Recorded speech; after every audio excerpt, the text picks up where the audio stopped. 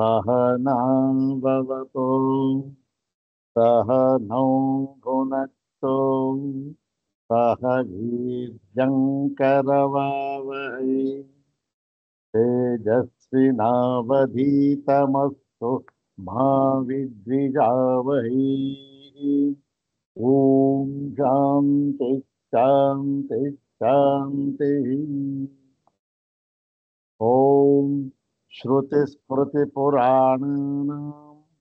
आलयं करुणालयं नमामि भगवत्पादं शङ्करं लोकशङ्करं नमामि भगवत्पादशङ्करं लोकशङ्करं वन्दे तं सच्चिदानन्दं यतिवर्यं महामतिं वेदवेदान्तसारज्ञं सद्गुरुं प्रणतोऽस्म्यहं सदाशिवसमारम्भां शङ्कराचार्यमध्यमाम् अस्मदाचार्यपर्यन्तां वन्दे गुरुपरम्पराम्। अग्रे उपस्थितेभ्यः भवद्भ्यः सर्वेभ्यो जिज्ञासुभ्यः हार्दान् प्रणामान् समर्पयामि।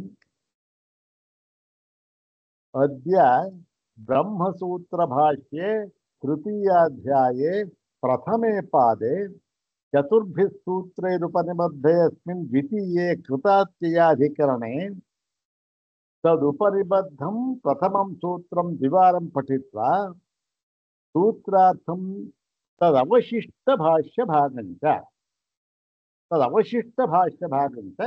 यथाचार्यानुग्रहम् अद्यापि सूत्रभाष्यमेव विचारयामः।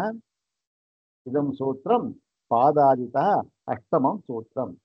सर्वाग्रे शङ्करभगवत्पूज्यपादानां सुप्रभातश्लोकमेकं पठित्वा तेषां पादारविन्दयोः शिरसा प्रणिपत्य अनुग्रहं च प्राप्य प्रकृतम् अष्टमं सूत्रं तद्भाष्यभागं च यथाचार्यानुग्रहं विचारयामः।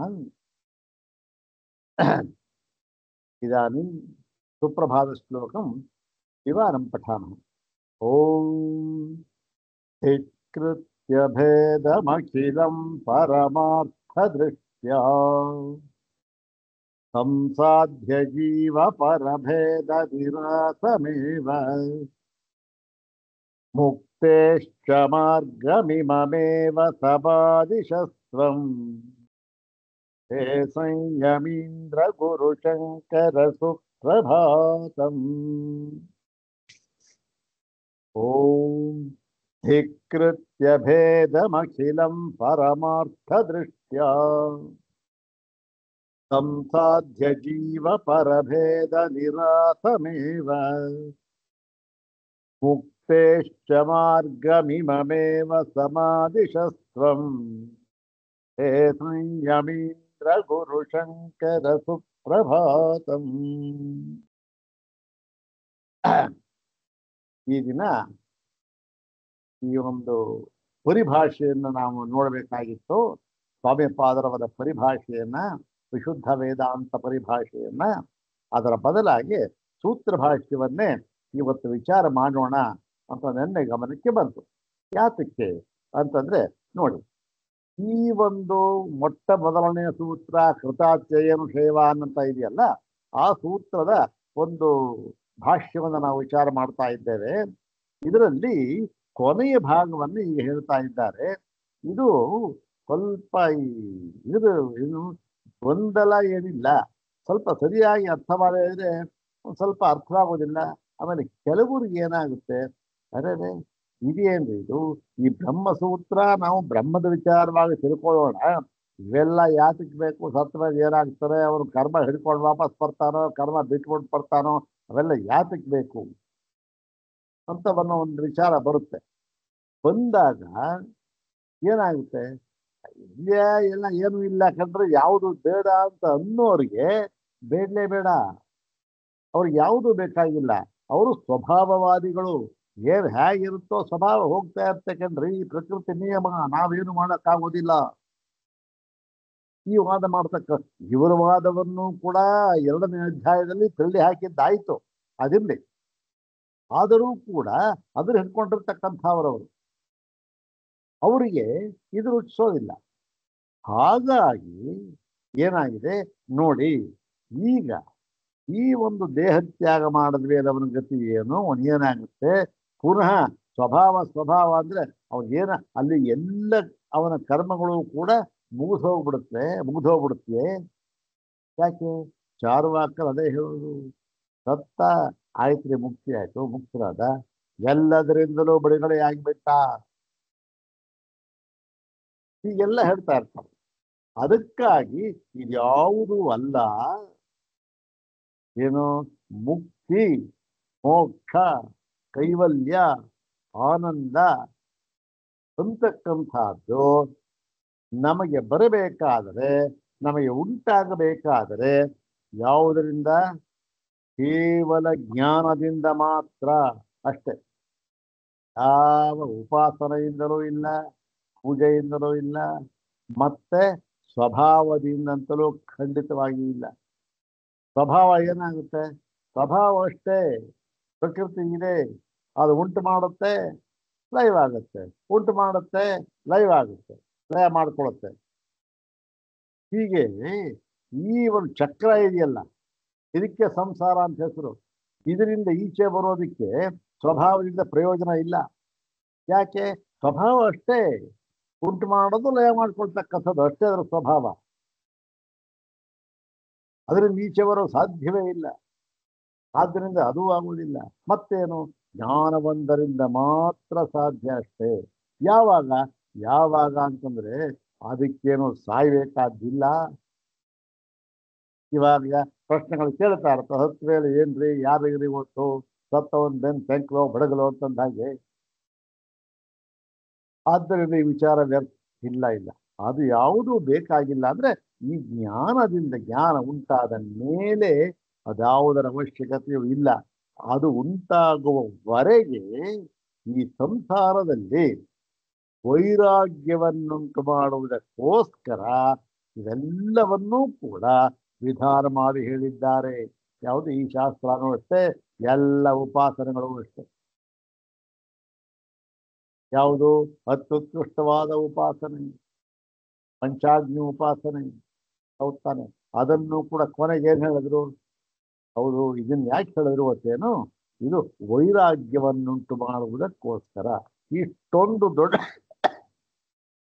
ಇಷ್ಟೊಂದು ಮುಖ್ಯವಾದ ದೊಡ್ಡದಾದ ಉಪಾಸನೆ ಪಂಚಾಗ್ನಿ, ಸಾಮಾನ್ಯ ಉಪಾಸನೆ, ಅದನ್ನು ಮಾಡಿ ಪಡ್ಕೊಂಡಂತಹ ಸತ್ಯಲೋಕವೂ ಕೂಡ ಏನಾಗುತ್ತೆ?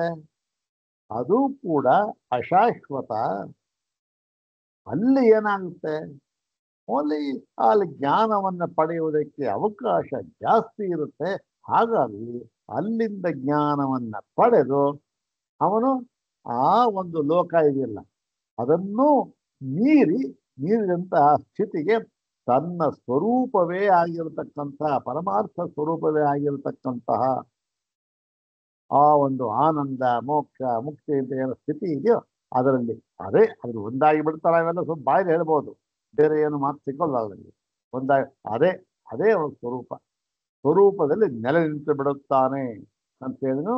ಸ್ವಾತ್ಮನ್ಯವಸ್ಥಾನಂ ಹಿ ಮೋಕ್ಷ. ಅದೇ ತೈತಿರಿ ಹೇಳ್ತಕ್ಕಂಥ ಮಾತು. ಎಲ್ಲವೂ ಪಂಚಕೋಶ ವಿವೇಕ ಆಗಲಿ, ದೃಗ್ದೃಶ್ಯ ವಿವೇಕ ಆಗಲಿ, ಮತ್ತೊಂದಾಗಲಿ, ಕಾರ್ಯಕಾರಣ ಪ್ರಕ್ರಿಯೆ ಎಲ್ಲ ಹೇಳೋದು ಯಾತಕ್ಕೋಸ್ಕರ ಆದರೆ ವೈರಾಗ್ಯವನ್ನುಂಟು ಮಾಡುವುದಕ್ಕೋಸ್ಕರ ಅಷ್ಟೇ. ಹಾಗೆಯೇ ಇದೂ ಅಷ್ಟೇ. ಇದು ಪಂಚಾಗ್ನಿವೆಲ್ಲ ಬಿಡಿ, ನಮ್ಮ ಕಡೆ ಉಪಾಸನೆ ಮಾಡೋಕ್ಕಾಗುತ್ತೋ ಬಿಡುತ್ತೋ, ನಮಗೆ ಅದು ಉತ್ತಮಾಧಿಕಾರಿ ಅವೆಲ್ಲ. ಇದು ಏನು? ಪ್ರತಿಯೊಬ್ಬ ಮನುಷ್ಯನಿಗೂ ಕೂಡ ಮರಣ ಅಂತಕ್ಕಂಥದ್ದು ಸ್ವಾಭಾವಿಕ, ಉಂಟಾಗಿ ಆಗುತ್ತೆ. ಆಮೇಲೆ ಏನೋ ಗತಿ ಅಂತಕ್ಕಂಥದ್ದನ್ನ ವಿಚಾರ ಮಾಡಿ ಈ ಚಾರುವಾಕರು ಅವರೆಲ್ಲ ಹೇಳ್ತಾರಲ್ಲ, ಇದು ಸತ್ಯ ಮುಗೀತು ಬರ್ರಿ, ಅವ್ನಿಗೆ ಅದೇ ಮುಕ್ತಿ, ದೇಹ ಮುಕ್ತಿ ಆಯ್ತಷ್ಟೇ, ಇನ್ನೇನದು? ಯಾಕೆ? ಇನ್ನೊಬ್ಬ ಯಾವನು ಆತ್ಮ ಎಲ್ಲೋ ಇದ್ದಾನೆ, ಪರಮಾತ್ಮ ಅಂತ ಅವರಾರು ನಂಬೋದಿಲ್ಲ. ಇವೆಲ್ಲ ಇದೆಯಲ್ಲ ವಾದಗಳು, ಇವೆಲ್ಲಕ್ಕೂ ಕೂಡ ತಕ್ಕ ಸಮಾಧಾನವನ್ನು ಹೇಳಿ ಇದರಲ್ಲಿ ವೈರಾಗ್ಯವನ್ನುಂಟು ಮಾಡುವುದಕ್ಕೋಸ್ಕರ ಈ ಭಾಗವನ್ನು ತಗೊಂಡಿದ್ದಾರೆ. ಹಾಗಾಗಿ ಇದು ಕೂಡ ಈ ಒಂದು ಜ್ಞಾನಾಂಗವಾಗಿ ಹೇಳಿದೆಯೇ ಹೊರತು ಸುಮ್ಮನೆ ಏನೋ ಒಂದು ವಿಷಯ ಅಂತ ಇಟ್ಕೊಂಡು ಓಹೋ ಇದನ್ನ ಅಧ್ಯಯನ ಮಾಡಬೇಕು ಅಂತ ಅಲ್ಲ. ಇದು ವೈರಾಗ್ಯ ಉಂಟಾಗಬೇಕಾದ್ರೆ ಇದರ ಸ್ವರೂಪ ನಮಗೆ ಚೆನ್ನಾಗಿ ಅರ್ಥ ಆಗಬೇಕು. ಹೌದು ತಾನೆ? ಹುಟ್ಟು ಸಾವು ಇದರ ಸ್ವರೂಪ ಅರ್ಥ ಆದ್ರೆ ನಮಗೆ ವೈರಾಗ್ಯ ಉಂಟಾಗ್ತದೆ. ಅದಕ್ಕೋಸ್ಕರ ಇದು ಅರ್ಧ ಭಾಗ ಬಂದಿತ್ತು ನಿನ್ನೆ. ಇನ್ನು ಒಂದು ಸ್ವಲ್ಪ ಭಾಗ ಇಲ್ಲಿದೆ. ಅದನ್ನು ಉಳಿದ್ರೆ ಬಿಟ್ಬಿಟ್ರೆ ಮುಂದಿನ ಸೋಮವಾರ ತನಕ ಏನಾಗುತ್ತೆ, ಎಲ್ಲ ಮರ್ತೋಗ್ಬಿಡುತ್ತೆ. ಸಹಜ, ನಮ್ಗೆ ಬೇಕಾದಷ್ಟು ಸಂಸ್ಕಾರಗಳು ಅದು ಇದು ಇದರಲ್ಲೇ ನಾವು ಲೀನವಾಗಿ ಮಗ್ನರಾಗಿರೋಕ್ಕಾಗೋದಿಲ್ಲ. ಮರ್ತೋಗ್ಬಿಟ್ರೆ ಏನಾಗುತ್ತೆ, ಅದು ಅಲ್ಲಿಗೆ ಮುಂದೆ ಭಾಗ ಮುಂದೆ ನಾವು ಓದ್ಕೊಂಡು ಹೋಗೋದಷ್ಟಾಗ್ಬಿಡುತ್ತೆ. ಅದು ಆಗದೆ ಇರಲಿ, ಇದನ್ನು ಮುಗಿಸ್ಬೋಣ ಇವತ್ತು ಅನ್ನೋ ದೃಷ್ಟಿಯಿಂದ ಇವತ್ತು ಇದನ್ನೇ ವಿಚಾರ ಮಾಡೋಣ ಅನ್ನೋ ಒಂದು ಮನಸ್ಸು ಬಂತು. ಅದಕ್ಕೆ ಮಾಡ್ತಾ ಇದ್ದೀನಿ. ನೋಡೋಣ. ಈಗೇನು ಇವೆಲ್ಲ ಆಗಿತ್ತಲ್ಲ, ಇವನು ಸಾನುಶಯನಾಗಿ ಬರ್ತಾನೆ, ಸಾನುಶಯನಾಗಿ ಬರ್ತಾನೆ, ನಿರನುಶಯನಾಗಿ ಅಲ್ಲ ಅಂತ ಹೇಳಿ ಸಾನುಶಯನಾಗಿ ಬರುವಾಗ ಏನು ಅಂದ್ರೆ, ಈ ಒಂದು ಭೂಲೋಕದಲ್ಲಿ ಯಾವ ಇಷ್ಟಾದಿ ಕರ್ಮಗಳನ್ನು ಮಾಡಿದ್ದಾನೆಯೋ ಅದರ ಫಲವನ್ನೆಲ್ಲವನ್ನೂ ಪೂರ್ತಿಯಾಗಿ ಅನುಭವಿಸಿ. ಎಣ್ಣೆ ಬಾಂಡೆ ಉದಾಹರಣೆ ಎಲ್ಲ ಸ್ವಲ್ಪ ಇಟ್ಕೊಂಡು ಅದರಲ್ಲೇ ಬರ್ತಾನೆ ಅಂತ ಪೂರ್ತಿಯಾಗಿ ಅನುಭವಿಸಿ, ಇನ್ನು ಉಂಟಾಗಬೇಕಾಗಿದ್ದಂತಹ ಮರಣಕಾಲದ ಅಭಿವ್ಯಕ್ತವಾಗಿತ್ತಲ್ಲ ಯಾವ್ಯಾವುದೋ ಹಿಂದೆ ಸಂಚಿತ ಕರ್ಮಗಳು, ಅದರಲ್ಲಿ ಯಾವುದೋ ಒಂದು ಭಾಗವನ್ನ ಯಾವುದಕ್ಕೆ ಮುಂದಿನ ಜನ್ಮಕ್ಕಾಗಿ ಎಷ್ಟು ಬೇಕು ಯಾವುದೊಂದು ನಿರ್ಧಾರ ಆಗಬೇಕದು ನಮಗೆ ಗೊತ್ತಿಲ್ಲ. ಅದಕ್ಕೆ ಎಷ್ಟು ಬೇಕೋ ಅಷ್ಟು ಕರ್ಮವನ್ನ ಇಟ್ಕೊಂಡು ಸಾನುಶಯನಾಗಿ ಬರ್ತಾನೆ ಅಷ್ಟೇ ಹೊರತು ಈ ಇಷ್ಟಾದಿ ಕರ್ಮವೇ ಆಗಲಿ ಇನ್ಯಾವುದು ಉಪಾಸನೆ ಆಗಲಿ ಅದರ ಫಲವನ್ನ ಉಳಿಸ್ಕೊಂಡು ಬರೋದಿಲ್ಲ. ಅದರ ಫಲವನ್ನು ಪೂರ್ತಿ ಅನುಭವಿಸ್ತಾನೆ. ಯತ್ಕಿಂಚ ಯತ್ಕಿಂಚ ಅಂತಂತ ಇದೆಯಲ್ಲ, ಆ ಯತ್ಕಿಂಚ ಅಂತ ಅನ್ನುವುದಕ್ಕೆ ಅರ್ಥ ಹೀಗೆ ಮಾಡಬೇಕೇ ಹೊರತು ಯತ್ಕಿಂಚ ಅಂದ್ರೆ ಓಹೋ ಎಲ್ಲವನ್ನೂ ಏನೇನು ಅವನಿಗೆ ಕರ್ಮ ಶೇಷ ಅಂತ ಇದೆ ಎಲ್ಲವನ್ನು ಅಂತ ಅರ್ಥ ಅಲ್ಲ. ಎಲ್ಲವನ್ನು ಅಂತಂದ್ರೆ ಇಲ್ಲಿ ಆ ಒಂದು ಚಂದ್ರಮಂಡಲದಲ್ಲಿ ಭೋಗವನ್ನು ಅನುಭವಿಸುವುದಕ್ಕೆ ಬೇಕಾಗಿರತಕ್ಕಂತಹ ಕರ್ಮ ಮಾಡಿದ್ನಲ್ಲ, ಅದರ ಫಲವೆಲ್ಲವನ್ನೂ ಅನುಭವಿಸಿ ಅಂತ ಅರ್ಥ. ಯತ್ಕಿಂಚ ಅಂತಂದ್ರೆ ಪ್ರಾಪ್ಯಾಂತಂ ಕರ್ಮಣ ಸಸ್ಯ ಯತ್ಕಿಂಚೇಹ ಕರೋತ್ಯಯಂ. ಇದು ಈ ಬೃಹದಾರಣ್ಯಕ ಇದೆಯಲ್ಲ, ಅದನ್ನೇ ಹಿಡ್ಕೊಂಡು ಯತ್ಕಿಂಚ ಹೀಗೆ ಅರ್ಥ ಮಾಡಿದೆ. ಇಲ್ಲಪ್ಪ ಹಾಗೆ ಅರ್ಥ ಮಾಡೋ ಹಾಗಿಲ್ಲ ಅಂತ ಹೇಳಿ ಅವನೇನ್ ಮಾಡ್ತಾನೆ, ಅಲ್ಲಿ ಅನುಭವಿಸಿ ಪುನಃ ಕರ್ಮಕ್ಕೋಸ್ಕರ ಕರ್ಮ ಮಾಡೋದಕ್ಕೂ ಈ ಲೋಕದಲ್ಲಿ ಬರ್ತಾನೆ. ಬರಬೇಕಾದ್ರೆ ಏನು ಮನುಷ್ಯನಾಗಿ ಬರ್ತಾನೆ. ಯಾವಾಗ ಬರ್ತಾನೆ, ಅಲ್ಲಿ ಏನು ಯಾವ ಒಂದು ಜನ್ಮವನ್ನು ಪಡಿಬೇಕೋ ಅದಕ್ಕೆ ಅನುಗುಣವಾದ ಕರ್ಮಾನುಶಯದಿಂದ ಹಾಗೆ ಹೋಗ್ತಾನೆ. ದೇಶ ಕಾಲ ಆ ಕರ್ಮಕ್ಕೆ ಅನುಸಾರವಾಗಿ ಹುಟ್ಟತಾನೆ ಅಂತ ಹೇಳಿ ಆ ಒಂದು ಭಾಗವನ್ನು ಹೇಳಿತ್ತು. ಈಗ ಅದ್ರ ಮುಂದುವರೆದ ಭಾಗವನ್ನ ನೋಡೋಣ. ಏನು ಹೇಳಿದ್ರಲ್ಲಿ ನೋಡಿ, ನಾಪಿ ಕಸ್ಯಚಿತ್ ಕರ್ಮಣ ಪ್ರಾಯಣೆ ಅಭಿವ್ಯಕ್ತಿ ಕಸ್ಯಚಿತ್ ಉಚ್ಛೇದ ಇತಿ ಶಕ್ಯತೆ ವಕ್ತುಂ ಐಕಾಂತಿಕ ಫಲತ್ವ ವಿರೋಧ. ಈಗ ಈ ಒಂದು ಅವನು ಸತ್ತ ಅಂತ ಇಟ್ಕೊಳ್ಳಿ, ದೇಹತ್ಯಾಗ ಮಾಡಿದ. ದೇಹತ್ಯಾಗ ಮಾಡಿಬಿಟ್ಟ ಮೇಲೆ ಏನಾಗುತ್ತೆ, ಒಂದು ಅಭಿವ್ಯಂಜಕ ಅದು ಯಾವುದಕ್ಕದು ಮುಂದಿನ ಯಾವುದೋ ಕರ್ಮ ಇನ್ನೂ ಇದೆ, ಅದಕ್ಕೆ ಅಭಿವ್ಯಂಜಕ ಪಡಿಬೇಕಲ್ಲ, ಅದರೆಲ್ಲವನ್ನು ಸೂಚಿಸುತ್ತೆ. ಅದು ಅಭಿವ್ಯಂಜಕ. ಈ ಅಭಿವ್ಯಂಜಕ ಏನಾಗುತ್ತೆ, ಅವಿಶೇಷವಾಗಿ ಎಲ್ಲಕ್ಕೂ ಹೊಂದುತ್ತೆ. ಏನು, ಈ ಕರ್ಮ ಆ ಕರ್ಮ ಮತ್ತೊಂದು ಕರ್ಮ ಪ್ರತಿಯೊಂದನ್ನು ಅದು ಅಭಿವ್ಯಕ್ತಿಗೊಳಿಸುತ್ತೆ. ಪ್ರತಿಯೊಂದನ್ನು ಅಭಿವ್ಯಕ್ತಿಗೊಳಿಸುತ್ತೆ ಅಂತ ಆದಮೇಲೆ ಏನಾಯ್ತು, ಅದನ್ನ ಇಟ್ಕೊಂಡು ಹೋದ ಎಲ್ಲವನ್ನೂ ಅನುಭವಿಸ್ತಾ ಆಯ್ತಲ್ಲ. ಅಂದ್ರೆ ಅದಕ್ಕೆ ಹೇಳ್ತಾರೆ ನೋಡಿ, ಹಾಗಿರುವಾಗ ಕೆಲವು ಅಭಿವ್ಯಕ್ತವಾಗುತ್ತೆ, ಕೆಲವು ಅಭಿವ್ಯಕ್ತವಾಗೋದಿಲ್ಲ ಅಂತಕ್ಕಂಥದ್ದು ಸರಿ ಇಲ್ಲ. ಯಾವುದು ಅಭಿವ್ಯಕ್ತವಾಗಲ್ಲ, ಯಾವುದು ಅಭಿವ್ಯಕ್ತವಾಗುತ್ತೆ ಅಂತ ಅನ್ನೋದನ್ನ ನಾವು ಹೇಳ್ತೇವೆ. ನೀ ದೀಪ ದೃಷ್ಟಾಂತ ಕೊಟ್ಟಿದ್ದೆ. ದೀಪ ದೃಷ್ಟಾಂತ ಕೊಟ್ಬಿಟ್ಟು ಏನ್ರಿ ಒಂದು ಕೊಠಡಿ ದೀಪ ಇಟ್ಬಿಟ್ರೆ ಇದು ಮಾತ್ರ ಕಾಣುತ್ತೆ, ಆ ಪಕ್ಕದಿರೋದು ಕಾಣಲ್ಲ ಅಂತ ಹೇಳಕ್ಕಾಗುತ್ತಾ ಅಂತ ಹೇಳಿದ್ಯಲ್ಲ. ಹಾಗಲ್ಲ, ಆ ದೀಪ ದೃಷ್ಟಾಂತವನ್ನೇ ಕೊಟ್ಟು ನಾವು ಇದನ್ನ ಸಮರ್ಥನೆ ಮಾಡ್ತೇವೆ ಅಂತ ಹೇಳಿ ಆ ಭಾಗವನ್ನು ಈಗ ಶುರು ಮಾಡ್ತಾರೆ. ಮತ್ತೆ ಇದು ಇನ್ನೊಂದು ವಿಚಾರ ಇದೆ.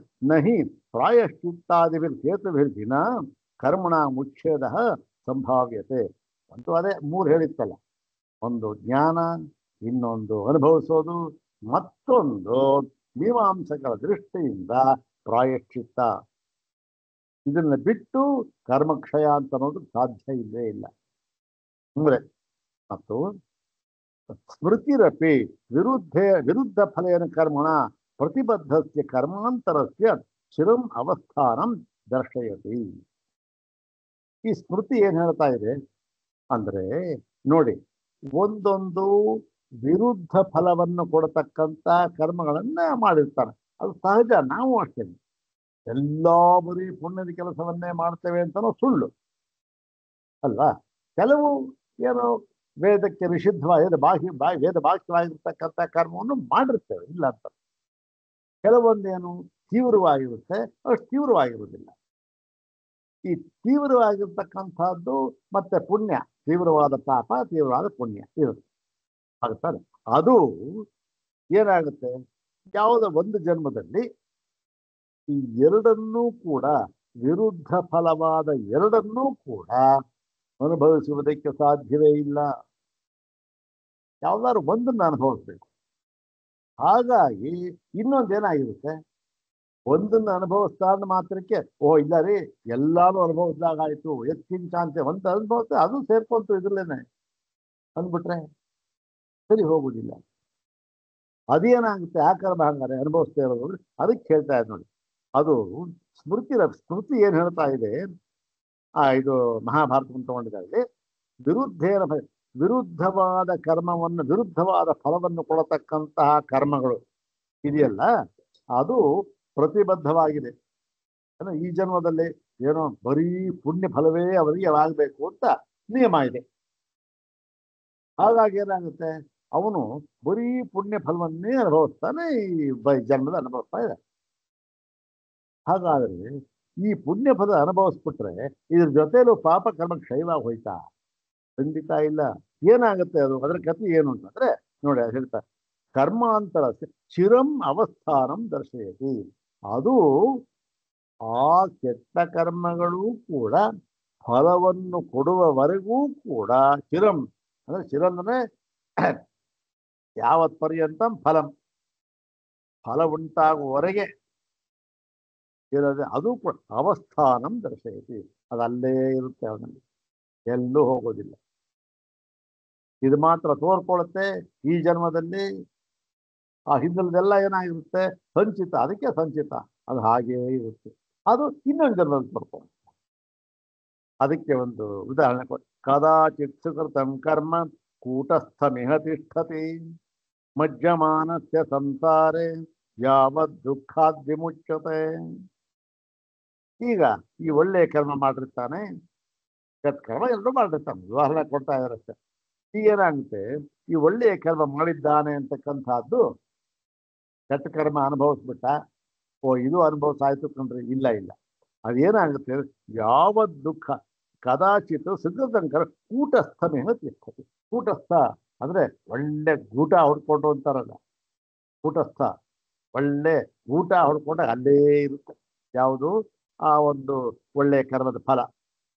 ಮತ್ತು ಮಜ್ಜಮಾನಸ್ಯ ಸಂಸಾರೇ ಯಾವದ್ದು, ಈ ಒಂದು ಸಂಸಾರ ಸಾಗರದಲ್ಲಿ ಮುಳುಗಿದ್ದಾರಲ್ಲ ಅವನು ಯಾವ ದುಃಖ ವಿಮುಚ್ಯತೆ ಅಂದ್ರೆ ಈ ದುಃಖದಿಂದ, ಅಂದ್ರೆ ಇವನಲ್ಲಿಗೆ ಅಲ್ಲಿ ಪೂರ್ತಿ ಆಗುವವರೆಗೆ, ಇವನ್ ಪ್ರಾರಬ್ಧ ಪೂರ್ತಿ, ಆ ದುಃಖ ಪ್ರಾರಬ್ಧ ಪೂರ್ತಿಯಾಗುವವರೆಗೂ ಕೂಡ ಏನಾಗಿರುತ್ತೆ, ಆ ಸುಖ ಪ್ರಾರಬ್ಧ ಇರುತ್ತೆ. ಎರಡೂ ಒಂದೇನೆ, ದುಃಖ ಪ್ರಾರಬ್ಧ ಸುಖ ಪ್ರಾರಬ್ಧ. ಆ ಸುಖ ಪ್ರಾರಬ್ಧ ಏನಾಗಿರುತ್ತೆ, ಅಲ್ಲೇ ಇರುತ್ತೆ. ಅಂದ್ರೆ ತೋಡ್ಕೊಳ್ತಾ ಇಲ್ಲ ಅಷ್ಟೆ. ಎಲ್ಲಿವರೆಗಿರುತ್ತೆ, ಈ ದುಃಖ ಪ್ರಾರಬ್ಧ ಇರೋವರೆಗೂ ಇರುತ್ತೆ. ದುಃಖ ಎಲ್ಲಿವರೆಗೆ ಅನುಭವಿಸ್ಬೇಕು ಅಲ್ಲಿವರೆಗೆ ಅನುಭವಿಸ್ತಾನೆ, ಅಲ್ಲಿಂದ ಆಚೆಗೆ ಅದು ಸುಖ ಅಂತ ಅಂದ್ಬಿಟ್ಟು ಮೋಕ್ಷ ಧರ್ಮ ಹೇಳಿ ಇತ್ಯವ ಜಾತೀಯತ. ಯದಿ ಕೃಷ್ಣಂಚ ಕೃಷ್ಣಂ ಯದಿ ಚ ಕೃಷ್ಣಂ ಅನಾರಬ್ಧ ಫಲಂ ಕರ್ಮ ಏಕಸ್ಮಿನ್ ಪ್ರಾಯಣೆ ಅಭಿವ್ಯಕ್ತಂ ಸತ್ ಏಕಾಂ ಜಾತಿಂ ಆರಭೇತ ತತಃ ಸ್ವರ್ಗ ನರಕ ತಿರ್ಯಜ್ಞೋನಿಷು ಅಧಿಕಾರ ಅನವಗಮಾತ್ ಧರ್ಮಾಧರ್ಮ ಅನುತ್ಪತ್ತೌ ನಿಮಿತ್ತಾಭಾವಾತ್ ನೋತ್ತರ ಜಾತಿರುಪಪದ್ಯೇತ. ಎಲ್ಲ ಯುಕ್ತಿ ನೋಡಿ. ನೀವು ಇನ್ನೊಂದು ಹೇಳ್ಬೋದು, ಈ ಎಲ್ಲ ಕರ್ಮ ಇದೆಯಲ್ಲ, ಅನಾರಬ್ಧ ಫಲಾರ್ಧ ಒಂದು ಜನ್ಮದಲ್ಲಿ ಅನುಭವಿಸ್ತಾ ಇದ್ದಾರಲ್ಲ, ಎಲ್ಲವನ್ನೂ ಅನುಭವಿಸ್ಬಿಡ್ತಾನೆ, ಎಲ್ಲವನ್ನೂ ತೀರ್ದಾಗ ಆಯ್ತು ಅಂತ ನೀವು ಹೇಳಿಬಿಟ್ರೆ ಆವಾಗ ಏನಾಗುತ್ತೆ? ಸ್ವರ್ಗ ಫಲ ಇದೆ, ನರಕ ಫಲ ಇದೆ, ಹಿರಿಯ ಯೋನಿಯನ್ನು ಪ್ರವೇಶ ಮಾಡತಕ್ಕಂಥ ಫಲ ಇದೆ,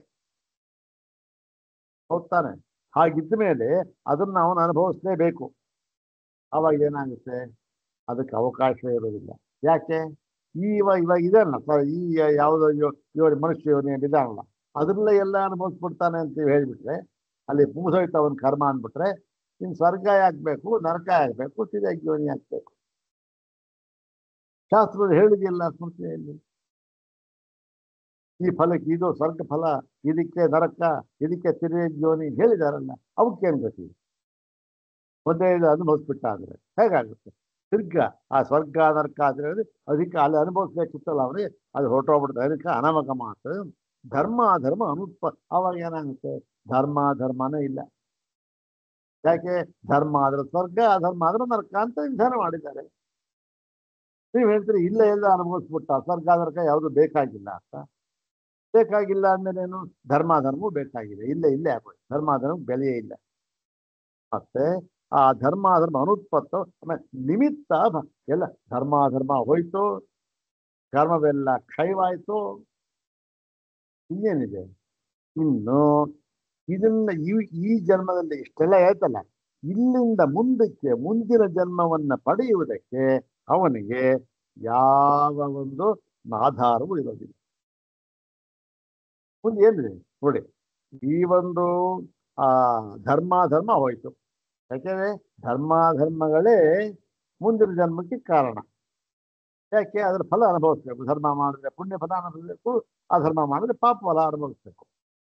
ಧರ್ಮಾಧರ್ಮ ಇಲ್ಲ. ಯಾಕೆ? ಒಂದೇ ಜನ್ಮ ಎಲ್ಲ ಅನುಭವಿಸ್ಬಿಟ್ಟಲ್ಲ. ಸ್ವರ್ಗವೂ ಇಲ್ಲ, ನರಕವೂ ಇಲ್ಲ, ಎಂಥದ್ದು ಇಲ್ಲ, ಬೇರೆ ಯಾವುದು ಇಲ್ಲವೇ ಇಲ್ಲ. ಅಲ್ಲಿ ಇದೆ. ಅಲ್ಲಿ ಏನಾಯ್ತು? ಧರ್ಮಾಧರ್ಮಕ್ಕೆ ಅದಕ್ಕೆ ಅನುಗುಣವಾಗಿರ್ತಕ್ಕಂತಹ ಸ್ವರ್ಗ ನರಕಕ್ಕೆ ಅನುಗುಣವಾಗಿರ್ತಕ್ಕಂತಹ ಧರ್ಮಾಧರ್ಮ ಅನ್ನೋದು ಹೋಯ್ತು. ಧರ್ಮಾಧರ್ಮ ಇಲ್ಲ, ಸ್ವರ್ಗ ನರಕ ಇಲ್ಲ, ಪಾಪ ಪುಣ್ಯ ಇಲ್ಲ, ಕರ್ಮಗಳೆಲ್ಲ ಕ್ಷಯವಾಗಿ ಹೋಯ್ತು. ಹೀಗಾಗಿ ಅವನಿಗೆ ಮುಂದಿನ ಜನ್ಮಕ್ಕೆ ಕಾರಣವೇ ಇಲ್ಲ. ಹಾಗಾಗಿ ಏನಾಯ್ತು? ಮುಕ್ತನಾಗಿಬಿಟ್ಟ. ಮುಂದಿನ ಜನ್ಮ ಇಲ್ಲ ಅಂದ್ರೆ ಮುಕ್ತನಾಗಿಬಿಟ್ಟ ಅಂತ. ಅಲ್ಲಿ ಇವ್ರ ಭಾವ ಏನು ಇಷ್ಟ ಮಾಡ್ತಾ ಇರ್ತಕ್ಕಂಥವ್ರು, ಜ್ಞಾನ ಯಾಕೆ ಸ್ವಾಮಿ ಬೇಕು?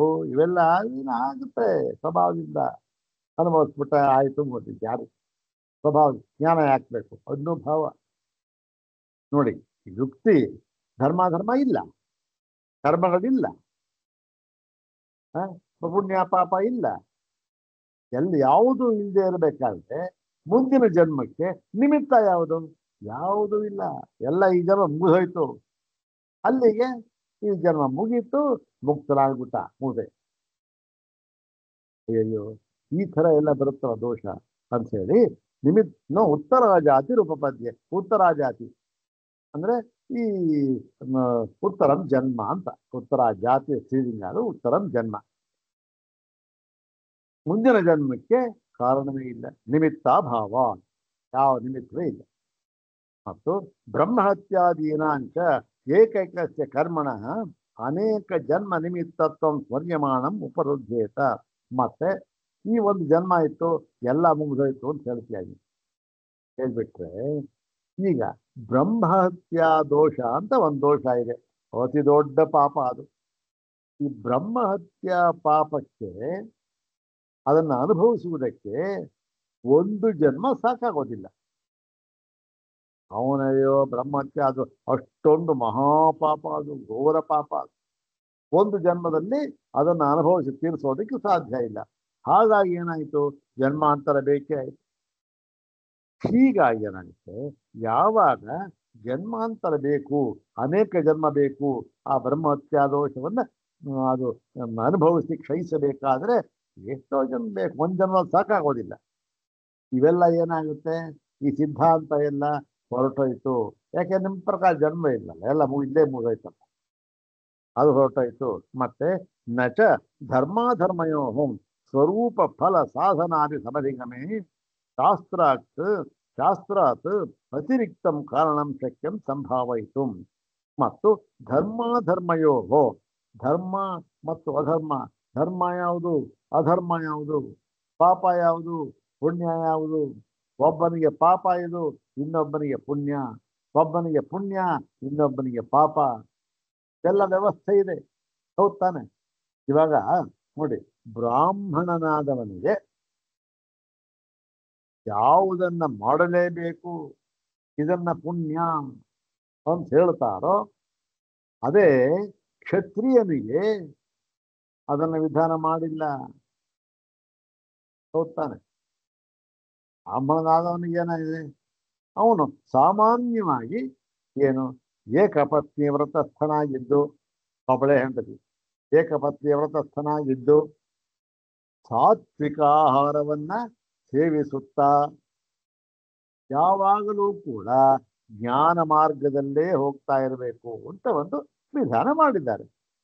ನೈತಾದೃಶಂ ಬ್ರಾಹ್ಮಣಸ್ಯಾಸ್ತಿ ವಿತ್ತಂ ಯಥೈಕತಾ ಸಮತಾ ಸತ್ಯತಾವ ಶೀಲಂ ಸ್ಥಿತಿರ್ದಂಡ ನಿಧಾನ ಮಾಧ್ಯಮಂ ತತಶ್ಚೋಪರಮ ಕ್ರಿಯಾಭ್ಯ. ಎಲ್ಲ ಬ್ರಾಹ್ಮಣನಿಗೆ ಹೇಳ್ತಕ್ಕಂಥದ್ದು. ಇದಕ್ಕಿಂತ ಹೆಚ್ಚಿನ ಒಂದು ಧನ ಬ್ರಾಹ್ಮಣನಿಗಿಲ್ಲ, ಹೌದ್ ತಾನೆ? ಹೀಗಿರುವಾಗ ಇದು ಬ್ರಾಹ್ಮಣ ವಿಚಾರ. ಆದರೆ ಕ್ಷತ್ರಿಯನಿಗೆ ಈ ವಿಧಾನವಾಗಿಲ್ಲ. ಕ್ಷತ್ರಿಯನಿಗೆ ಅವನಿಗೆ ಏಕಪತ್ನಿ ವ್ರತನೂ ವಿಧಾನ ಮಾಡಿಲ್ಲ. ಅವನಿಗೆ ರಾಜಾನೋ ಏನು ಬಹುವಲ್ಲಭ ಅಷ್ಟಾನೆ, ಹೌದು. ಆದ್ರಿಂದ ಅದು ವಿಧಾನ ಮಾಡಿಲ್ಲ. ಮತ್ತೆ ಸಾತ್ವಿಕ ಆಹಾರ ಇಲ್ಲ. ಯಾಕೆ? ಅವನಿಗೆ ರಾಜಸ ಭಾವ ಬೇಕು, ಅವನಿಗೆ ರಾಜಸ ಆಹಾರವನ್ನು ಸ್ವೀಕಾರ ಮಾಡಬೇಕು. ಮತ್ತೆ ಇನ್ನೂ ಕೆಲವು ಎಷ್ಟೋ ಅದನ್ನು ಅವನಿಗಾಗಿ ಮಾಡಿ, ಹೀಗೆ ಒಬ್ಬನ ಪುಣ್ಯ ಇನ್ನೊಬ್ಬರಿಗೆ ಅನ್ವಯಿಸಬೇಕು. ಇವೆಲ್ಲ ಏನಾಗುತ್ತೆ, ಇವಕ್ಕೆಲ್ಲ ನಮಗೆ ಆಧಾರ ಏನು? ಧರ್ಮಾಧರ್ಮಯೋ ಮತ್ತು ಅದಕ್ಕೆ ಧರ್ಮಾಧರ್ಮಕ್ಕೆ ಆ ಧರ್ಮಾಧರ್ಮಗಳ ಸ್ವರೂಪ, ಫಲ, ಸಾಧನ. ಧರ್ಮಾಧರ್ಮಗಳಿದೆಯಲ್ಲ, ಅದರ ಸ್ವರೂಪ ಏನು, ಅದರ ಫಲ ಏನು, ಅದಕ್ಕೆ ಸಾಧನೆ ಯಾವುದು, ಇವೆಲ್ಲವನ್ನೂ ಕೂಡ ಸಮಧಿಗಮೆ ಅಂದ್ರೆ ತಿಳಿದುಕೊಳ್ಳಬೇಕಾದ್ರೆ ಶಾಸ್ತ್ರಾತ್ ಅತಿರಿಕ್ತಂ ಕಾರಣಂ ಅಂದ್ರೆ ಶಾಸ್ತ್ರಕ್ಕಿಂತ ಶಾಸ್ತ್ರವನ್ನ ಬಿಟ್ಟು ಬೇರೆಯಾದ ಯಾವ ಕಾರಣವೂ ಕೂಡ ನ ಶಕ್ಯಂ ಸಂಭಾವಯಿತು, ನಾವು ಊಹಿಸೋದಕ್ಕೂ ಸಾಧ್ಯ ಇಲ್ಲ. ಇವೆಲ್ಲದಕ್ಕೂ ಪ್ರಮಾಣ ಯಾವುದು? ಶಾಸ್ತ್ರ ಒಂದೇ. ಯಾವ್ದು ಧರ್ಮ, ಯಾವುದು ಅಧರ್ಮ, ಯಾವುದು ಪುಣ್ಯ, ಯಾವುದು ಪಾಪ, ಎಲ್ಲವನ್ನೂ ಕೂಡ ಶಾಸ್ತ್ರ ನಿರ್ಧಾರ ಮಾಡಬೇಕಷ್ಟೆ. ನಿಮಗೆ ಶಾಸ್ತ್ರ ಒಂದೇ ಪ್ರಮಾಣ ಇದಕ್ಕೆ. ಯಾಕೆ? ಪ್ರತ್ಯಕ್ಷಕ್ಕೂ ಹೊಂದೋದಿಲ್ಲ, ಅನುಮಾನಕ್ಕಂತೂ ಬರೋದೇ ಇಲ್ಲ. ಹೀಗಾಗಿ ಶಾಸ್ತ್ರ ಒಂದೇ ಪ್ರಮಾಣ. ನ ಶಕ್ಯ ಸಂಭಾವಯಿತು ನ ಚ ದೃಷ್ಟಫಲಸ್ಯ ಕರ್ಮಣಃ ಕಾರ್ಯರ್ಯಾದೇಃ ಪ್ರಾಯಣಂ ಅಭಿವ್ಯಂಜಕಂ ಸಂಭವತಿ ಇತಿ ಅವ್ಯಾಪಿಕಾಪಿ ಇಯಂ ಪ್ರಾಯಣಸ್ಯ ಅಭಿವ್ಯಂಜಕತ್ವ ಕಲ್ಪನಾ. ನೋಡಪ್ಪ, ನೀನು ಈ ಪ್ರಾಯಣ ಇದೆಯಲ್ಲ, ಯಾವುದು ಈ ಸಾಯುವುದು ಅಂತ ಅನ್ನೋದು, ಅದು ಎಲ್ಲ ಕರ್ಮಗಳನ್ನು ಕೂಡ ಇವನ್ ಮಾಡ್ತಾರೆ. ಅದು ಎಲ್ಲ ಕರ್ಮಗಳ ಸೂಚಕ ಅದು ಅಂತ ಹೇಳಿದೆಯಲ್ಲ, ಇದು ಸೂತರಾಮ್ ಸರ್ವಥ ಒಪ್ಪತಕ್ಕಂತಹ ಮಾತಲ್ಲ. ಇವೆಲ್ಲ ಹೇಳಿದ್ದೇವೆ, ಕಾರಣ ಹೇಳಿದ್ದೇವೆ. ಮತ್ತೆ ಇನ್ನೂ ಒಂದು ಕಾರಣ ಹೇಳ್ತೇವೆ. ಏನು ಅಂದ್ರೆ ನೋಡಿ, ಒಂದು ಕಾರೀರಿ ಅಂತ ಒಂದು ಯಜ್ಞ ಇದೆ. ಈ ಕಾರೀರಿ ಯಾವುದು ದೃಷ್ಟಫಲಸ್ಯ ಕರ್ಮ. ಈ ಕಾರೀರಿ ಯಾಗ ಅಂತ ಇದೆ. ಈ ಕಾರೀರಿ ಅಂತಕ್ಕಂಥದ್ದು ಯಾವುದು ಅಂತಂದ್ರೆ, ಅದನ್ನ ಈ ಸಾಮಾನ್ಯವಾಗಿ ಈ ಅನಾವೃಷ್ಟಿ, ಕ್ಷಾಮ ಈ ತರ ಎಲ್ಲ ಇರುತ್ತಲ್ಲ, ಆ ಒಂದು ಜಾಗದಲ್ಲಿ ಇದನ್ನು ಮಾಡ್ತಾರೆ. ಯಾತಕ್ಕೆ ಮಾಡ್ತಾರೆ? ಮಳೆ ಬರಲಿ, ಬೆಳೆ ಆಗಲಿ, ಸುಭಿಕ್ಷವಾಗಲಿ ಅನ್ನೋ ಕಾರಣಕ್ಕೆ ಅದನ್ನ ಮಾಡ್ತಾರೆ. ಇವಾಗ ಅದರ ಫಲ ಯಾವುದು? ಬೆಳೆ ಸುಭಿಕ್ಷ ಯಾವ ರೈತರುಗಳಿರ್ತಾರೆ ಅವರಿಗೆ ಪ್ರಾಯ ಅವರಿಗೆ ಇದ್ರ ಫಲ ಇದೆಯಲ್ಲ, ಇದು ಓಹೋ ಇದು ಸಾಯುವುದು, ಇದ್ರ ಫಲದ ಸೂಚನೆ ಅಂದ್ಬಿಟ್ರೆ ಸತ್ಮೇಲೆ ಫಲ ಉಂಟಾಗುತ್ತೆ ಅಂದ್ಬಿಟ್ರೆ, ಅಲ್ಲ ಸ್ವಾಮಿ ಈಗ ಬೇಕು ಮಳೆ ಬೆಳೆ ಸುಭಿಕ್ಷ, ಸತ್ಮೇಲೆ ಉಂಟಾಗುತ್ತೆ ಯಾರಿಗೆ ಗೊತ್ತು. ಹಾಗಾಗಿ ಏನಾಯ್ತು, ಈ ಪ್ರಾಯಣ ಸಾಯುವುದು ಎಲ್ಲವನ್ನೂ ಕೂಡ ಅಭಿವ್ಯಂಜಕ, ಅದು ಅಭಿವ್ಯಕ್ತಿ, ಅದು ಸೂಚನೆ ತೋರಿಸುತ್ತೆ ಅಂತಕ್ಕಂಥದ್ದು ಅದು ತಪ್ಪು ಕಲ್ಪನೆ. ಯಾಕೆ? ಎಷ್ಟೋ ಫಲಾನ ಸಾಯು ಬೇಕಿಲ್ಲ ಅದಕ್ಕೆ, ಈವಾಗಲೇ ಈಗಾಗಬೇಕದು ಸುಭಿಕ್ಷ ಅನ್ನೋದು ಈಗಾಗಬೇಕು, ಅದಕ್ಕೆ ಸಾಯಬೇಕಾಗ್ತಿಲ್ಲ, ಸಾಯು ಕಲ್ಪನೆ ಆಗ್ಬೇಕು. ಹೀಗಾಗಿ ನಿಮ್ಮ ಈ ಕಲ್ಪನೆ ಇದೆಯಲ್ಲ, ಓಹೋ ಸಾಯುವಾಗ ಎಲ್ಲ ಕರ್ಮಗಳನ್ನು ಕೂಡ ಅವ್ರು ಇಟ್ಕೊಂಡು ಸಾಯ್ತಾನೆ, ಹಾಗಾಗಿ ಅವನು ಅಲೋಕಕ್ಕೆ ಹೋಗ್ತಾನಲ್ಲ, ಇದನ್ನು ತಗೊಂಡು ಹೋಗ್ತಾನೆ, ಅಲ್ಲಿ ಎಲ್ಲ ಕಳ್ಕೊಂಡ್ಬರ್ತಾನೆ, ಎಲ್ಲ ಹೊಟ್ಟೋಯ್ತು, ಅದು ಇಲ್ಲ ಅಂಥೇಳಿ ಅಭಿವ್ಯಕ್ತಿ ಕಲ್ಪನೆ. ಇದು ಅವ್ಯಾಪಿಕ. ಇದು ಏನು?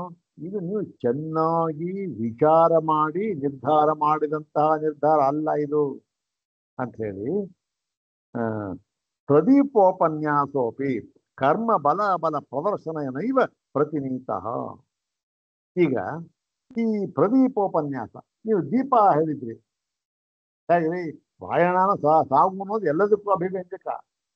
ಒಂದಕ್ಕೆ ತೋರಿಸುತ್ತೆ, ಇದೊಂದು ತೋರಿಸಲ್ಲ ಅನ್ನೋದಿಲ್ವಾ?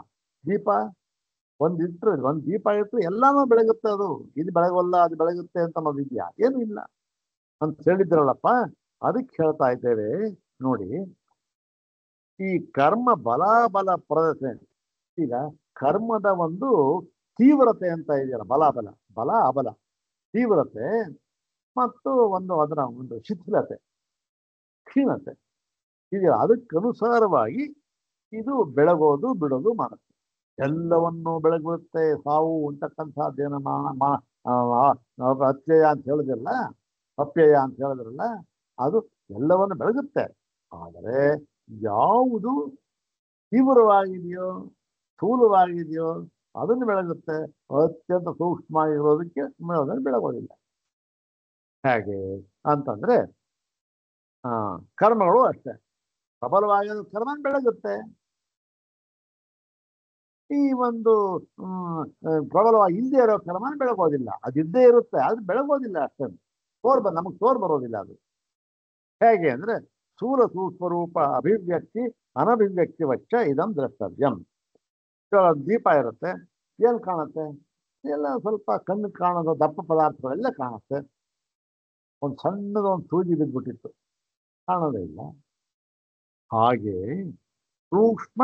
ಸ್ಥೂಲವಾಗಿರೋದು ಸೂಕ್ಷ್ಮವಾಗಿರೋದು, ಹಾಗಾಗಿ ಸ್ಥೂಲವಾಗಿರೋದು ಅಭಿವ್ಯಕ್ತವಾಗುತ್ತೆ, ಸೂಕ್ಷ್ಮವಾಗಿರೋದು ಅನಭಿವ್ಯಕ್ತ, ಅದಾಗೋದಿಲ್ಲ. ಹಾಗಾಗಿ ಕರ್ಮಗಳು ಅಷ್ಟೇ, ಯಾವುದು ಬಲವಾಗಿದೆ ಅದು ಅಭಿವ್ಯಕ್ತವಾಗುತ್ತೆ, ಬಲವಾಗಿ ಇಲ್ಲದೆ ಇರೋದು ಅಭಿವ್ಯಕ್ತವಾಗೋದಿಲ್ಲ. ಬಲವಾಗಿರೋದು ಅಂದ್ರೆ ಏನು? ಈ ಒಂದು ಜನ್ಮದಲ್ಲಿ ಸಾಯ್ತಾನಲ್ಲ, ಆ ಮುಂದಿನ ಜನ್ಮದ ಅನುಭವಿಸಬೇಕಾದ ಕರ್ಮಗಳು ಬಲವಾಗಿರುತ್ತವಾಗ ಅದನ್ನೇ ಅಭಿವ್ಯಕ್ತಿ ತೋರಿಸುತ್ತೆ. ಬೇರೆವೆಲ್ಲ ಹಾಗೆ ಇರುತ್ತೆ, ಎಲ್ಲೂ ಹೋಗೋದಿಲ್ಲ, ಅದು ಬೆಳಗೋದಿಲ್ಲ. ಒಂದು ಬೆಳಕೆ ಹೇಗೆ ಅತ್ಯಂತ ಸೂಕ್ಷ್ಮ ಪದಾರ್ಥವನ್ನು ಬೆಳಗುವುದಕ್ಕೆ ಸಾಧ್ಯವಿಲ್ಲವೋ ಹಾಗೆ ಇದು ನೋಡಿ. ಯಥಾ ಈ ಪ್ರದೀಪ ಸಮಾನೇಪಿ ಸನ್ನಿಧಾನೆ ಸ್ಥೂಲಂ ರೂಪಂ ಅವ್ಯಕ್ತಿ ನ ಸೂಕ್ಷ್ಮಂ. ಅಂದ್ರೆ ದೀಪ ಇದೆ, ಸಮಾನೆ ಎಲ್ಲವನ್ನು ಬೆಳಗುತ್ತೆ, ಅದು ಸಮಾನ, ಆದರೂ ಕೂಡ ಸ್ಥೂಲವಾದ ರೂಪವನ್ನ ಅಭಿವ್ಯಕ್ತಿ ತೋರಿಸುತ್ತೆ, ಸೂಚಿಸುತ್ತೆ, ಮತ್ತು ಸೂಕ್ಷ್ಮವಾದ ರೂಪವನ್ನು ತೋರಿಸೋದಿಲ್ಲ. ಏವಂ ಪ್ರಾಯಣಂ ಸಮಾನೇ ಅಪಿ ಅನಾರಬ್ಧ ಫಲಸ್ಯ ಕರ್ಮಜಾತಸ್ಯ ಪ್ರಾಪ್ತಾವಸರತ್ವೇ ಬಲವತಃ ಕರ್ಮಣೋ ವೃತ್ತಿಂ ಉದ್ಭಾವಯತಿ. ಹೀಗೆ ಈ ಸಾವು ಅಂತಕ್ಕಂಥದ್ದು ಎಲ್ಲ ಅನಾರಬ್ಧ ಫಲಕ್ಕೂ ಸಮಾನವಾಗಿದೆ, ಎಲ್ಲ ಅಭಿವ್ಯಕ್ತಿ. ಆದರೂ ಕೂಡ ಏನಾಗಿದೆ, ಆ ಒಂದು ಇದು ಮುಂದಿನ ಜನ್ಮದ ಏನು ಮಾಡಬೇಕು ಪ್ರಾಪ್ತಾವಸರ ಬಲವತಃ ಕರ್ಮಣೋ ವೃತ್ತಿ. ಯಾವುದು ಬಲವಾಗಿದೆಯಲ್ಲ ಕರ್ಮ, ಈಗ ಫಲ ಕೊಡೋಕ್ಕೆ ಸಿದ್ಧವಾಗಿಬಿಟ್ಟಿದೆ, ಅದನ್ನ ಉದ್ಭಾವ ಐತೆ ತೋರಿಸುತ್ತೆ, ದುರ್ಬಲವಾಗಿರ್ತಕ್ಕ ಎಲ್ಲೋ ಇರುತ್ತೆ, ಅದನ್ನೇ ಬೆಳಗೋ ತೋರಿಸೋದು. ಹಾಗಾಗಿ ನಿಮ್ಗೆ ಗೊತ್ತಾಗಲ್ಲ ಅಷ್ಟೇ. ತಸ್ಮಾತ್ ಶ್ರುತಿ ಸ್ಮೃತಿ ನ್ಯಾಯ ವಿರೋಧಾತ್ ಅಶ್ಲಿಷ್ಟೋಯಂ ಅಶೇಷ ಕರ್ಮ ಅಭಿವ್ಯಕ್ತ್ಯಭ್ಯುಪಗಮಃ. ಆದ್ದರಿಂದ ಶ್ರುತಿಗೂ ಹೊಂದೋದಿಲ್ಲ, ಸ್ಮೃತಿಗೂ ಹೊಂದೋದಿಲ್ಲ, ನ್ಯಾಯಕ್ಕಂತೂ ಹೊಂದೋದೇ ಇಲ್ಲ, ತರ್ಕಕ್ಕೆ ಹೊಂದೋದೇ ಇಲ್ಲ. ಅಶ್ಲಿಷ್ಟ ಯಾವುದಿದು ಅಂದ್ರೆ ಅಯಂ ಅಶೇಷ ಕರ್ಮ ಅಭಿವ್ಯಕ್ತಿ. ಇಲ್ಲಿ ಎಲ್ಲ ಕರ್ಮಗಳನ್ನು ಪೂರ್ತಿಯಾಗಿ ಅಭಿವ್ಯಕ್ತಿ ಆಗ್ಬಿಡುತ್ತೆ, ಅಭಿವ್ಯಕ್ತ ಮಾಡಿಬಿಡುತ್ತೆ. ಇದು ಸಾವು ಅನ್ನೋದು ಅಂತಕ್ಕಂಥದ್ದು ಇದೆಯಲ್ಲ, ಅದು ಅಶ್ಲಿಷ್ಟ. ಅದು ಒಪ್ಪತಕ್ಕಂಥದ್ದಲ್ಲ, ಅದು ಸಾರವಲ್ಲ. ಅದು ಶ್ರುತಿಗೂ ಒಪ್ಪೋದಿಲ್ಲ, ಸ್ಮೃತಿಗೂ ಒಪ್ಪುವಾಗಿಲ್ಲ, ನ್ಯಾಯಕ್ಕಂತೂ ಸಿಗೋದೇ ಇಲ್ಲ. ಮತ್ತು ಶೇಷಕರ್ಮ ಸದ್ಭಾವೆ ಅಧಿರ್ಮೋಕ್ಷ ಪ್ರಸಂಗ ಇತಿ ಅಯಮಪಿ ಅಸ್ಥಾನೇ ಸಂಭ್ರಮ. ಇನ್ನು ಕರ್ಮದ ಶೇಷ ಉಳ್ಕೊಂತು, ನೀವು ಹೇಳಿದ್ರಿ ಎಲ್ಲ ಆಗೋಲ್ಲ, ಆ ಶೇಷ ಇದ್ದೇ ಇರುತ್ತೆ ಅಂದ್ರಿ. ಇದ್ದೇ ಇದ್ಮೇಲೆ ಮೋಕ್ಷ ಆಗೋದಿಲ್ವಲ್ಲ, ಹಾಗಾದ್ರೆ ಯಾವಾಗುತ್ತೆ ಅಂದ್ರೆ ಅದು ಕೂಡ ನೀವು ಅಸ್ಥಾನೇ ಸಂಭ್ರಮ ಅಂದ್ರೆ ಇದು ವೇದಿಕೆನೇ ಅಲ್ಲ, ನಿಮಗದು ಗೊತ್ತೇ ಇಲ್ಲ. ಅಲ್ಲಿ ಏನ್ ಚರ್ಚೆ ಹೊಡಿತಾ ಇದೆ. ಅವನೋ ಒಬ್ಬ ಸಂಗೀತ ಪಾಠ ಹೇಳಬೇಕು, ಅವನ್ನ ಕರ್ಕೊಂಡೋಗಿ ಸ್ಪೇಸ್ ಟೆಕ್ನಾಲಜಿಗೆ ಹಾಕ್ಬಿಟ್ರೆ ಏನ್ ಹೇಳ್ತಾನ ಅವನು? ಏನೋ ಹೇಳ್ತಾನೆ. ಹಾಗೆ ಸಂಭ್ರಮ ಅಲ್ಲಿ ಅವನು. ಅದು ನೀವು ಹೀಗೆ ಹೇಳ್ತಾ ಇದ್ದೀರಲ್ಲ, ಶೇಷಕರ್ಮ ಇದೆ, ಅವನು ಶೇಷಕರ್ಮ ಇದ್ರೆ ಮೋಕ್ಷ ಆಗೋದಿಲ್ಲ ಅಂತ, ಅದು ಅಸ್ಥಾನ ಸಂಭ್ರಮ ಅಷ್ಟೆ, ನಿಮಗೆ ಗೊತ್ತಿಲ್ಲದೆ ಹೇಳೋ ಮಾತು. ಯಾಕೆ ಅಂದ್ರೆ ಸಮ್ಯಕ್ ದರ್ಶನಾತ್ ಅಶೇಷ ಕರ್ಮಕ್ಷಯ ಶ್ರುತೇ. ಸಮ್ಯಕ್ ದರ್ಶನ ಪರಮಾರ್ಥ ಜ್ಞಾನವಾದರೆ ಏನಾಗುತ್ತೆ? ಅಶೇಷ ಕರ್ಮಕ್ಷಯ, ಎಲ್ಲ ಕರ್ಮಗಳು ಕೂಡ ನಿಶ್ಶೇಷವಾಗಿ ನಾಶವಾಗಿ ಬಿಡುತ್ತೆ ಎಂಬುದಾಗಿ ಶ್ರುತೇ, ಶ್ರುತಿ ವಾಕ್ಯವಿರುವುದರಿಂದ ಇದೆ. ನಿಮಗೆ ಗೊತ್ತಿಲ್ಲ, ಸುಮ್ಮನೆ ಸಂಭ್ರಮ ಆಗ್ತಾ ಇದೆ. ತಸ್ಮಾತ್ ಸ್ಥಿತಮೇತತ್ ಅನುಶಯವಂತೋ ಅವರೋಹಂತಿ. ಅಲ್ಲಿಗೆ ನೋಡಿ, ಸ್ಥಿತಮೇತತ್ ನಾವು ಹೇಳಿದ್ವಲ್ಲ, ಅವನು ಹಿಂದಕ್ಕೆ ವಾಪಸ್ ಬರುವಾಗ ಸಾನುಶಯನಾಗಿಯೇ ಬರ್ತಾನೆ ಅಂತಕ್ಕಂಥದ್ದು ಅದೇ ಸಿದ್ಧಿತ್ತು, ಅದೇ ಸಿದ್ಧವಾಯಿತು. ಸ್ಥಿತಮೇತ ಸಿದ್ಧವಾಯಿತು, ಸಾನುಶಯನಾಗಿಯೇ ಬರ್ತಾನೆ ಅಂತ. ಇನ್ನೊಂದೇ ಒಂದು ವಿಚಾರ ಇದೆ. ಯಾವುದದು? ಈ ಇಳಿಯುವಾಗ ಅವನು ಏವಂವ ಅನೇವಂವ ಅವರೋಹಂತೆ, ಒಂದು ಹೋದ ಕ್ರಮದಲ್ಲಿಯೇ ಇಳಿತಾನೆ, ಅಥವಾ ಅದಕ್ಕೆ ವಿರುದ್ಧವಾಗಿ ಬೇರೆ ಸ್ವಲ್ಪ ದಾರಿ ಚೇಂಜ್ ಮಾಡಿ ಇಳಿತಾನೆ ಅಂತಂದ್ರೆ ಅದಕ್ಕೆ ಕೇಳ್ತಾರೆ ನೋಡಿ, ದೇಶ ಅವರೋಹಂತಹ ಯಥೇತಂ ಅನೇವಂಚ ಅವರೋಹಂತಿ. ಇವರು ಅವರೋಹಂತ ಇಳಿತಾ ಇರ್ಬೇಕಾದ್ರೆ ಏನು ಯಥಾ ಇತಂ, ಇಲ್ಲಿ ಹೋಗಿದ್ನಲ್ಲ ಅದೇ ಮಾರ್ಗದಲ್ಲೂ ಬೇಕಾದ್ರೂ ಬರ್ತಾನೆ, ಅಥವಾ ಅನೇವಂ ಹಾಗೆ ಬರ್ದೇನೆ ಸ್ವಲ್ಪ ರೂಟ್ ಸ್ವಲ್ಪ ಚೇಂಜ್ ಮಾಡ್ಕೊಂಡು ಬರ್ತಾನೆ. ಹೌದಾನೆ? ಇವಾಗ ಹೋಗಿ ಮೈಸೂರು ಹೋದ, ಮೈಸೂರು ಹೋಗ್ಬೇಕಾದ್ರೆ ಏನ್ ಮಾಡ್ದ? ಇಲ್ಲಿಂದ ಹೋದ ರಾಮನಗರ, ಚನ್ನಪಟ್ಟಣ, ಮದ್ದೂರು, ಮಂಡ್ಯ, ಮೈಸೂರು ತಲುಪದ. ಬರೋವಾಗಲೂ ಅದೇ ಥರ ಬರ್ಬೋದು, ಏನು ತೊಂದರೆ ಇಲ್ಲ. ಆದ್ರೆ ಏನ್ ಮಾಡ್ದ? ಬರೋವಾಗ ಏನ್ ಮಾಡ್ದ ಇವನು? ಬರೋವಾಗ ಈ ಮಳವಳ್ಳಿ, ಕನಕಪುರ, ಬೆಂಗಳೂರು ಬಂದ್ಬಿಡ. ಏನಿಲ್ಲ ಅದಕ್ಕೆ. ಹಾಗೆ ಯಥೇತಂ ಅನೇವಂ, ಈ ಬೇಕಾದ್ರೆ ಅನೇವಂ ಇತಿ ತದ್ವಿಪರ್ಯಯೇನ ಇತ್ಯರ್ಥ. ಅನೇವಂ ಅಂದ್ರೆ ಈ ಹೋಗಿದ್ದಲ್ಲ ಅದಕ್ಕೆ ವ್ಯತಿರಿಕ್ತವಾಗಿ ಬೇರೆ ದಾರಿಯಲ್ಲಿ ಬರ್ತಾನ ಅಂತ ಅರ್ಥ. ಧೂಮಾಕಾಶಯೋ ಪಿತೃಯಾಣೆ ಅಧ್ವನಿ ಉಪಾತ್ತಯೋ ಅವರೋಹೇ ಸಂಕೀರ್ತನಾತ್ ಯಥೇತಂ ಶಬ್ದಾಚ ಯಥಾಗತಂ ಇತಿ ಪ್ರತೀಯತೆ. ಈಗ ಈ ಧೂಮ ಹೋಗ್ಬೇಕಾದ್ರೆ ಒಂದು ದಾರಿ ಹೇಳಿದ್ದಾರೆ. ಏನು? ಧೂಮ, ಆಕಾಶ, ಪಿತೃಯಾಣ, ಅಲ್ಲಿ ರಾತ್ರಿ, ಅಗ್ನಿ, ಇವೆಲ್ಲ ಈ ಮಾರ್ಗದ ಕರ್ಕೊಂಡು ಹೋಗ್ತಾರೆ ಅಂತ ಹೇಳಿದ್ದಾರೆ. ಮತ್ತು ಆ ಹಿರಿಯುವಾಗ ಹಿತಂ ಶಬ್ದ, ಯಥಾ ಹಿತಂ ಶಬ್ದದಿಂದ ಯಥಾಗತಂ, ಹೇಗೆ ಹೋಗಿದ್ನೋ ಹಾಗೆ ಇಳಿತಾನೆ. ಹೋಗುವಾಗ ಏನಾಗುತ್ತೆ? ರಾತ್ರಿ ಆದ್ಯ ಅಸಂಕೀರ್ತನಾತ್, ಅಲ್ಲೇನ್ ಮಾಡಿದ್ದಾರೆ? ಈ ರಾತ್ರಿ ಮತ್ತೆ ಇನ್ನು ಕೆಲವು ಸ್ಟೇಷನ್ ಇದೆಯಲ್ಲ ಅದನ್ನು ಬಿಟ್ಬಿಟ್ಟಿದ್ದಾರೆ. ಬಿಟ್ಬಿಟ್ಟು ಬೇರೆ ಸ್ಟೇಷನ್ ಹೇಳಿದ್ದಾರೆ. ಅದೇ ಮದ್ದೂರು, ಮಂಡ್ಯ ಬಿಟ್ಬಿಟ್ರು, ಮಳವಳ್ಳಿ, ಕನಕಪುರ ಇಟ್ಕೊಂಡ್ರು ಅಷ್ಟೇ ಬರುವಾಗ. ಆದಾಯ ಅಷ್ಟೇ ಹೊರತು ಇನ್ನೇನು ಇಲ್ಲ. ಯಥಾ ಇದು ರಾತ್ರಿ ಸಂಕೀರ್ತನಾತ್ ಅಭ್ರಾಜ್ಯುಪ ಸಂಖ್ಯಾನಾತ್, ಅಲ್ಲಿ ಏನ್ ಮಾಡಿದ್ದಾರೆ? ಈ ರಾತ್ರಿ ಮತ್ತು ಈ ಒಂದು ಅಗ್ನಿ ಇವೆಲ್ಲ ಹೇಳಿಲ್ಲ, ಅಲ್ಲಿ ಏನ್ ಹೇಳಿದ್ದಾರೆ? ಅಭ್ರಾದಿ, ಅಭ್ರವೇ ಮುಂತಾದ ದಾರಿಯನ್ನು ಹೇಳಿದ್ದಾರೆ. ಆ ದಾರಿ ಹೇಳಿದ್ದಾರೆ ಅಷ್ಟೇ. ಸಂಖ್ಯಾನಾಚ ವಿಪರ್ಯಯೋಪಿ ಪ್ರತೀಯತೆ, ಅಂದ್ರೆ ಆ ವಿಪರ್ಯಯ ಇದಕ್ಕೆ ಬದಲಾಗಿದೆಯಲ್ಲ, ವಿರುದ್ಧವಾಗಿದೆಯಲ್ಲ, ಅದು ಕೂಡ ಅಲ್ಲಿ ಪ್ರತೀಯತೆ ಅಂದ್ರೆ ಹೇಳಲ್ಪಟ್ಟು ಅದು ಉಂಟು, ಅದು ಅದನ್ನು ಬರ್ಬೋದು ಅಂತ ತೋರುತ್ತೆ ಅಂಥೇಳಿ ಈ ಒಂದು ಶ್ರುತಿಯಲ್ಲಿ ಎರಡನ್ನು ಹೇಳಿದ್ದಾರೆ. ಹೋಗೋದು ಮುಖ್ಯ, ಬರೋದು ಅಷ್ಟೇ, ಹೋದವನು ಬರ್ತಾನೆ ಅಷ್ಟೇ. ದಾರಿ ದಾರಿ ಇಲ್ಲಿ ಅಭ್ರ ಮಾರ್ಗ ಹೇಳಿದ್ದಾರೆ, ಅಲ್ಲಿ ಧೂಮ ಮಾರ್ಗ ಹೇಳಿದ್ದಾರೆ. ಎರಡು ಒಂದೇನೆ, ಅದು ರೂಟ್ ಚೇಂಜ್ ಅಷ್ಟೇ. ಎರಡು ಒಂದಕ್ಕೆ ಹೋಗಿ ಸೇರ್ತಕ್ಕಂಥದ್ದು, ಎರಡೂ ಚಂದ್ರಲೋಕಕ್ಕೆ ಹೋಗ್ತಕ್ಕಂಥದ್ದು, ಅಲ್ಲಿಂದ ವಾಪಸ್ ಬರ್ತಕ್ಕಂಥದ್ದು. ಹೋಗೋ ಮಾರ್ಗ ಬೇರೆ ಅಂತ. ಯಥೇತ ಅದಕ್ಕೆ ಹೆಸರು, ಅದಕ್ಕೋಸ್ಕರ ಯಥೇತ ಮನೆ ವಂಚ ಏನು ಕೃತಾತ್ಯಯೇನು ಶೈವಾನ್ ದೃಷ್ಟ ದೃಷ್ಟ ಸ್ಮೃತಿಭ್ಯಾಂ ಯಥೇತ ಮನೆ ವಂಚ. ಅಲ್ಲಿಗೆ ಪೂರ್ತಿಯಾದ ಈ ಒಂದು ಸೂತ್ರ ಇದೆಯಲ್ಲ, ಅದಕ್ಕೆ ಅರ್ಥ ಮಾಡಿದಂತಾಯ್ತು. ಮನುಷ್ಯವಂತನಾಗಿಯೇ ಬರ್ತಾನೆ ಅಂತ ಸಿದ್ಧ ಮಾಡಿದ್ದಾಯ್ತು. ಮತ್ತೆ ಹೋದ್ದಾರಿನೇ ಬೇಕಾದ್ರೂ ಬರ್ಬೋದು, ಅಥವಾ ಹೋದ್ದಾರಿಗಿಂತ ಸ್ವಲ್ಪ ಭಿನ್ನವಾಗಿ ಬಂದರೂ ಬರ್ಬೋದು. ಯಾಕೆ? ಶ್ರುತಿಯ ಇದಕ್ಕೆ ಪ್ರಮಾಣ ಏನು? ವೇದ ಪ್ರಮಾಣವೇ ಅಷ್ಟೇ. ಆದರೆ ವೇದ ಏನು ಹೇಳಿದೆ? ಎರಡನ್ನೂ ಹೇಳಿದೆ. ಇಲ್ಲಿ ಹೀಗೆ ಹೋಗ್ತಾನೆ, ಹಾಗೆ ಬರ್ತಾನೆ, ಹೀಗೆ ಬರ್ತಾನೆ, ಹಾಗೆ ಹೋಗ್ತಾನೆ ಅಂತ ಹೇಳಿದೆ. ಇದು ಅಭ್ರಾದಿ ಮಾರ್ಗ, ಧುಮಾದಿ ಆಕಾಶ ಧೂಮಾನ ಮಾರ್ಗ. ಹೀಗೆ ಎರಡೂ ಹೊಂದುತ್ತೆ ಅಂತ ಹೇಳಿ ಈ ಒಂದು ಸೂತ್ರವನ್ನ ಮುಗಿಸಿದ್ರು. ಯಾಕೆ ಇಲ್ಲಿಗೆ ಈ ಒಂದು ಘಟ್ಟ ಮುಗೀತು. ಇನ್ನೂ ಈ ಕಾಸ್ನಾದಿನ ಏನ್ ಹೇಳ್ತಾನೆ ಇದ್ರ ಬಗ್ಗೆ, ಅದರ ಬಗ್ಗೆ ಒಂದು ಸ್ವಲ್ಪ ವಿಚಾರ ಮಾಡಿದ್ದಾರೆ. ಅದನ್ನ ಮುಂದಿನ ಭಾಗದಲ್ಲಿ ನೋಡೋಣ. ಓಂ ಶಾಂತಿ ಶಾಂತಿ ಶಾಂತಿ. ಓಂ ತತ್ಸತ್.